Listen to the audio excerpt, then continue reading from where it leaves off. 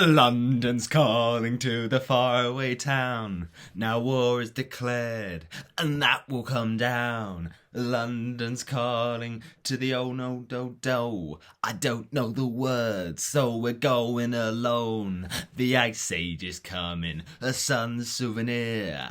Meltdown expected, but I have no fear, 'cause London is brewing. I live by the river. Hello, and today we are doing Premier League predictions for match day 33 of the 2020 to 21 season. That was the song of the weekend. It's The Clash, London's Calling. And what is the theme of the weekend? Well, it's going to be linked to the song this time, and it is the Great Fire of London. A very important historical date and event, and that is the theme of the week. But what is the colour of the week this time around? It is going to be a purple, that's right. And let's get into, before we predict this week, looking back at week 32. Now, there was, of course, 10 games spread across 7 days and a few postponements. Palace didn't play, basically. But the point was, there were 10 games and it was a long match week, basically. But let's get into the first game. We went for a Spurs win over Everton. Didn't actually materialise. Everton actually getting a very good point in that one, and Spurs looked pretty poor apart from in-form Harry Kane, absolute lethal. Although he was the only one for Spurs playing well, and it was a real concern to see him limp off at the end of that 2-2 draw. So no points for me in the predictions. Newcastle, West Ham. I backed West Ham because I thought surely they're going to keep on winning. But Newcastle, fair play to them. They really dug in and got the win thanks to Joe Willock. So 3-2 there, no points again. We went with a 2-0 Wolves win against Sheffield United. The game, of course, that did convert Sheffield United as a championship club. That confirmed their relegation, and the goal from Willian Jose was enough to do it. But we went for a 2-0, not a 1-0. So just the 3 points there, but at least it's a correct result. We went for an Arsenal win, as many people did this weekend, but it was looking for a long time like an Arsenal defeat. It ended up being an Arsenal point, which is a massive, massive blow for Fulham's hopes of survival. An Eddie Nketiah equaliser in the 97th minute. I'll admit at this point, Eddie Nketiah is a bit of a tap-in merchant, but at the end of the day, goals are goals, and it was amazing to see Matt Ryan with that contribution from the free kick, gets the knockdown. It falls for Danny Ceballos. He has the shot, and then from the follow-up, there's Eddie Nketiah to stab it home. Really, Fulham have to just think now, any point they lose is a killer. And then Man United, Burnley, we went with a Manchester United win. And that was very much the right scoreline. 3-1 to Manchester United. Thank you very much. 8 points. Well, that's better considering we got the Arsenal one wrong. Leeds, Liverpool, we all, I think, backed Liverpool. Maybe a few Leeds fans predicting them to win, but it was in fact actually a draw, and we all thought this would be high scoring because they're both very attacking sides, but actually turned out to be the opposite of that. Both sides struggling to break each other down, and ultimately Sadio Mane with a very nice goal set up by Trent Alexander-Arnold. But Liverpool couldn't let it slip, and really Leeds were peppering them towards the end, and Alisson kept them in the game, but eventually that pressure told, and a goal for Diogo Llorente from a whipped-in corner by Jack Harrison. So, interesting result there, and a very good result for Leeds United, just like their draw with Manchester City earlier on in the season. Then I went for a Chelsea win against Brighton. I think most people went for that. And once again, people, no points, because I don't know how Chelsea, they just didn't put their shooting boots on Tuesday night, and actually it was the Brighton team that were actually having more chances. They hit the post through Danny Welbeck. They had a few chances they really should have got on target, and to be fair to him, Kepa actually had quite a good game. So, yeah, completely, boring game there, really, at Stamford Bridge. 0-0, and again, no points. But I guess the bigger picture, which is that before the game, it was delayed by 15 minutes due to fans protesting about the Super League, is interesting because, of course, we know now that the Super League is cancelled. What a crazy week it's been, and Chelsea fans were basically holding up their own team getting in the stand because of how against they were of this Super League. Then Man City pull out, and then all the rest of the teams pull out, and it's just like a domino effect. But it's crazy that, you know, it happened so quickly. People were like, yep, this is going to happen. They're going to set up these presidents for it. They're going to set up these, competitions. And then all of a sudden it crumbles. And it just shows the influence of fans once they have their say. But ultimately, no points to me in the predictions. And then the Spurs game, I was hoping for a correct scoreline, but maybe I was a bit too optimistic for Tottenham. I guess at that point, I didn't know that Spurs would get rid of Jose Mourinho. But that was the case. First game for the interim manager Ryan Mason, and he got himself a win, but just about. Southampton getting the goal through Danny Ings. Very, very nice header from a Ward-Prowse cross. And then the equaliser, well, it's very timely, isn't it, for Tottenham Hotspur, and it's a very good goal by Gareth Bale against his former team. But the winner from Heung-min Son after a very, pointless really foul in the box on Reguilon, and just like Harry Kane, he would be proud of that kind of penalty. Son Heung-min slots it away to get the win. So, yeah, we get at least a correct result there, 3 points. And finally, we went for a bit of a shock, penultimately, a Villa win against Man City. I don't know why I went for it, to be honest. I thought Villa would keep a shutout, and I thought Man City, off the back of that Leeds game, and off the back of being in a lot of competitions, might just take their eye off the ball a little bit. But it didn't happen. They won again. They are a bit relentless at this point, and Phil Foden just cannot be stopped. The best teenager in the Premier League, in my opinion. He's just been absolutely brilliant this season, and got a good, nice goal after a really good piece of work from Bernardo Silva. And obviously, the main thing is to say that John Stones getting sent off, that kind of did make it difficult for Man City, but they were able to hold on. And despite conceding a really quick goal on 20 seconds by John McGinn, assisted by Ollie Watkins, Man City recover, and they have that winning mentality. So Rodri with the goal to just completely bewilder Martinez, who came out for it, didn't get anything of it, and, just kind of dinked his header over him. But it was a 2-1 City win, so no points for me there. And finally, Leicester City 2, West Brom 1 is what I predicted.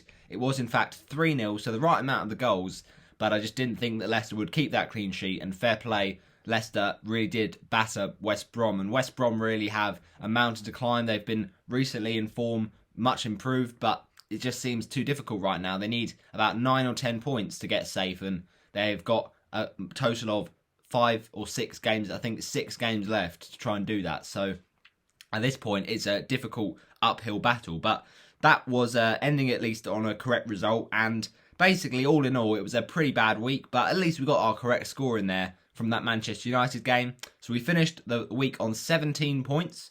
So that puts us at an overall points tally of 638. But talking of overall points tallies, what has that done, my people, for the Premier League Predictions League? We will check that right now. So let's just have a little look at that and see what people were getting in the comment section of last week's predictions video. And if you didn't catch last week's predictions video, I'll put it in the top right corner there for you to enjoy. So smash a like on that one, smash a like on this one, and comment yours for the upcoming game week. But yeah, basically we had Douglas's predictions on the video, and he went with an interesting draw in the Spurs game. So 5 points for you there. West Ham win, again, wrong. Wolves 1-0, fair enough, a correct score. Okay, well, this is already embarrassing. I'm probably going to lose this week.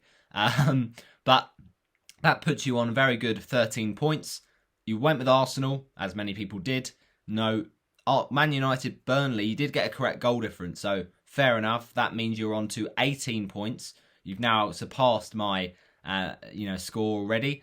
Liverpool win, well, that didn't happen. Chelsea win, that didn't happen. Spurs draw against Southampton, that still didn't happen. And finally, Man City win, fair enough, so that's on to 21. And you went with a West Brom win, which is a bit of a shock, but incorrect. So, yeah, finishing on 21. Good week from you, Douglas. And we also had Jack comment in the comments, so let's put those predictions and see how many he got. Well, he got a draw in that Spurs game, so once again, 5 points. Said a 1-0 Wolves win, so 8 points. He went with Fulham, though, which was a bit bold and didn't get the points from it, so tough luck there. But then he's got the correct Man United win, so fair enough, that's 16 points. Then he went with a Leeds win. Nah, not going to happen. Chelsea win, didn't happen. Spurs win, Spurs draw, didn't happen. So he's still on 16. And then he got a 2-0 City win. Well, fair play. That's 3 points, 19. And then he also went with West Brom to get a win. I guess they were going into good form after that really good run of games. But Leicester were just too strong on the night. And I think that means that Jack finishes on either 16 or 19. I think it's 16.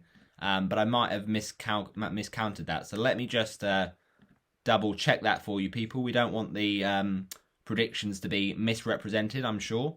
No, it is a final score this week for Jack of how many? It's 19 points. Right, so that means that to all in all, let's do that predictions league and let's work out what the standings are after this game week of fixtures. So whilst I load that up, make sure you comment yours down below. And the scoring system, I'm thinking, is still going to be the same of 3 points for the correct result, 5 for the goal difference and the result, and then 8 for the correct scoreline. And it's going to be an interesting week, I think. So obviously, the Premier League is back, and there is some interesting games this week, starting with Arsenal against Everton on Friday night. And DCL, Calvert-Lewin, is back from his injury, so that will be an interesting thing for the Arsenal defence to deal with. But let's just see, how this predictions week does affect the table. So, very solid score, to be fair, from Jack. 19 points, but it wasn't enough to win this week with Douglas's 21. So, that means that Douglas is now on an overall total of 625 points. Very good, very good. Whereas I'm on an overall total of 638 points. And Jack has now gone up with a very solid 19 to a score of 56 points. So therefore, in first, with 638, it is yourself. In second, Douglas, 625. Jack, third with 56. And still fourth is Nathan Heaver with 20. Right, let's get into my matchday 33 predictions. And the first game to kick us off is Arsenal versus Everton. Now, Arsenal, at this point, they're really struggling to perform, and they are struggling for that consistency, but they've also had a few injury problems, and Kieran Tierney's been out for a little bit. But the main thing is to say, going into this game, Lacazette and Aubameyang, neither of those will be fit. So, it's a difficult one for Arsenal really here, but you still think maybe at the Emirates they'll have enough? I don't know. Everton are one of those teams you never quite know with them. At home, they struggle at Goodison Park. Away from home, they can get some good victories. And they have got points off teams like Manchester United this season. You know, they very much played fairly well against the teams like Liverpool, got a point off them at Goodison Park.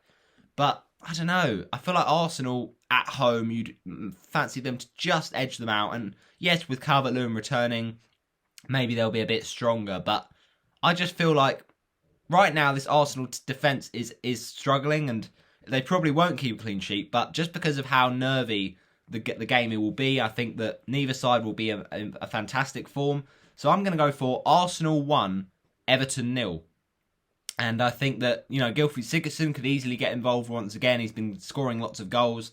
And Arsenal will basically just want this result to get them over the line. And if they can win this match, then they will go above Everton, who, of course, have got a game in hand. But the main thing is they are just 3 points apart going into this one. So I'll say Arsenal 1, Everton 0. And the goal for Arsenal, I should say. Who are we going to go for to get the ball in the back of the net? Well, it's difficult because at this point Arsenal, as I mentioned, do have a lot of injuries, and I don't know, it just feels like right now Arsenal are relying a lot on their youngsters, the likes of Bukayo Saka and, many more. And they do have those injuries, but I feel like they will have enough because usually they do win at the Emirates. So let's say that the goal for Arsenal to win the game against Ancelotti's men is going to come from... I'm so indecisive. I just don't know. Let's say... I think it's between Saka and maybe Pepe. I mean, whether Pepe will play, we don't know as well. That's another thing to consider. But for now, we're going to stick with probably Bukayo Saka. So Bukayo Saka to get the winner against Everton. Right, now let's move on to the second game, which is Liverpool against Newcastle. Now, this is surely a favourable game for Liverpool. However, their record at Anfield recently has not been good. Ultimately, though, this is a big game for Newcastle. If they can pick something else here, it will be massive for their hopes of survival. And you'd think maybe they're just about over the line, but they're still, in this position. If Brighton win, then they're down to 16th. If Burnley win, they've got a better goal difference than Newcastle Burnley if they get a big result. So ultimately, it's completely not out of question, and Fulham are a little bit cut off at the minute, but it could easily, spring back to life. So Newcastle have got to be careful, especially if they get a big loss here, because it will hurt their goal difference. But I think Liverpool, surely they're going to get back to winning ways after that draw with Leeds. And I'll say Liverpool 3, Newcastle United 0. So in terms of goal scorers in this one, it's another tough one, but I think the first goal will be scored by Diogo Jota. And then the second for Liverpool, Trent Alexander-Arnold. And the final goal for the Reds, let's say it will come through the very ever-present player for Liverpool in that team, and that is Andy Robertson. Right, let's move on to the next matchup between the likes of West Ham United and Chelsea. It's a nice London derby, and it is the Irons against the Blues. And ultimately, Jesse Lingard will be massively up for this because he's been in amazing form. Why not? And he can just score against anyone at this point. Like, his form has been absolutely fantastic. So, yeah, fair play Jesse Lingard, fair play West Ham. They've had a great season, and this is a big game in the top 4 race because Chelsea are still not out of it unless they struggle, but we don't know at this point. So, I think West Ham actually will have a real go at this and actually get a point out of it because they've been quite strong at the London Stadium. So, West Ham 2, Chelsea 2. And goal scorers here will go for Vladimir Kufal to get the first goal. It's not likely, but you never know. Then the equaliser for Chelsea, I think, will be scored by none other than midfielder Mason Mount. So it's Mount followed after the goal from Kufal. And then the next goal in the game, who else but Jesse Lingard to make it 2-1 West Ham. And the final goal scored for Chelsea will be Timo Werner to make it 2-2. Alright, now it's Sheffield United versus Brighton. Now this is another big game, just mainly for Brighton, because if they can lose to a already relegated team, then that will be a real dent in their survival bid. Right now, Brighton are a team, they always have that, the build-up. They always have that hard work, but they never have the end product.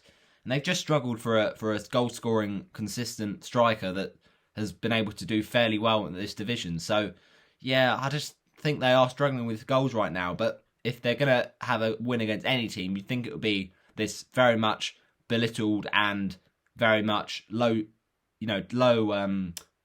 confidence Sheffield United. So I'll go with Sheffield United 0, Brighton and Hove Albion 2. And so who's going to score though for Brighton?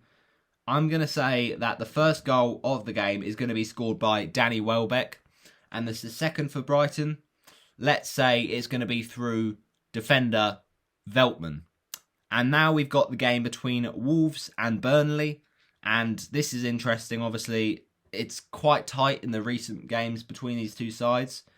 But I feel like this is the sort of match that could have goals at both ends, just because Burnley, they've got a lot of physical presence and Wolves struggle from set pieces. So, I don't know. But maybe Wolves will just have enough to keep that clean sheet and just kind of end the season as much as a strong team as they would want, really, because it's not been a great season and they have had injury problems. But I think Wolves will win this one by 1-0, and the only goal will come from Willian Jose. Now it's a game up between the likes of Leicester and Manchester United. This is the second game on Sunday, and this promises goals. Obviously, chances are it won't be because, that's just the way football works sometimes, but ultimately, Leeds Manchester United has been a great game down the years, and it was a great game in the reverse fixture, 6-2 to Manchester United. So I feel right now that Man United can do enough to get the win, but it could be tight because we know Leeds are going to get at them. They're not going to shy away from going for it, and I think people like Patrick Bamford could get in the back of that Manchester United net and not physically get in the back of it, but put the ball in the back of the net, yeah, if you get my trade of thought there. So I'm saying Leeds United 2, Manchester United 3. And in terms of goal scorers here, I think it will be a very competitive game, but I think the first goal will be coming through Stuart Dallas, and then a wonderful whipped ball in by, once again, Harrison will be attacked by Patrick Bamford to make it Leeds 2, Manchester United 0. But they've done it before, and I think they're going to do it again. Manchester United are ultimately the masters of a comeback, and they'll get their goal back to kind of ignite the contest through Edinson Cavani, who's been in fantastic form recently. And then the second goal for Manchester United will say Marcus Rashford. And then the winner for the Red Devils, to make it safe, Bruno Fernandes. Alright, now it's Aston Villa versus West Brom, a bit of a Midlands derby here. So these two teams don't like each other, and Aston Villa have had a pretty solid season under Dean Smith. They've been really, at times, looking impressive, beating some big teams. Whereas West Brom, they really have had a poor season, but they're ending it with a strong finish, and they won't go down without a fight, West Brom. So this is the kind of game I can see them really getting stuck in. Could be scrappy, could be nervy. Although Aston Villa at home, you know, you'd fancy them to maybe put a few past West Brom. So I'll stick with an Aston Villa win, but we could see a West Brom shock. Who knows? I'll stick with Aston Villa 2, West Bromwich Albion 0. And goal scorers here, let's say the first one comes from the midfielder that it goes by the name of, it is Ross Barkley. And if he's not fit and available to play, instead, I think it will be Douglas Luiz. And the second goal for Aston Villa, Ollie Watkins, just because, why not? He keeps scoring, and you better have him in your FPL team. But then, the final game of the game week is Leicester City versus Crystal Palace. Now, this is interesting because it's a Monday night clash, and it's really not an easy game for Crystal Palace. But in the past, Palace actually have thrashed Leicester City. You know, I remember in the King Power Stadium, I think it was it Bakary Saka or something? You know, goal in the last few minutes, in off the post, absolute battering. But then, also, a few seasons back, 18-19 season, Wilfried Zaha stuck it past Schmeichel, and Leicester lost like 4-1, and that was the end for Claude Puel, I think. So, yeah, they've not had great previous meetings, and I think Palace with a comprehensive home win at the Selhurst Park with a really good finish by Wilfried Zaha after a nice flowing team move. But anyway, Leicester have been much better this season, and they have really looked like a team challenging for that top four, and they got their top four hopes boosted by that win against West Brom. So you'd think that they will be strong enough to beat this Crystal Palace team that ultimately have nothing to play for. They're really starting to wind down this season, and they're just not scoring enough goals as a collective team. So I'll back Leicester City to get the result, but it will be tight in my opinion. Leicester City 2, Crystal Palace 1. And the goal for Crystal Palace will say Christian Benteke, but then Leicester hit back with goals to come back and get the win. And the first one, Kelechi Iheanacho, and then the second one for Leicester City is going to be Kelechi Iheanacho again. Thanks for watching my Premier League predictions for match day number 33. Just the 8 games this week, but yeah, make sure you smash a like on it, comment your score predictions down below, and let's see how many we get right on this weekend of London's Calling to the Faraway Town. And of course, there's that big game, a London derby between West Ham and Chelsea. Let's see how that one ends. Thanks for watching. See you later.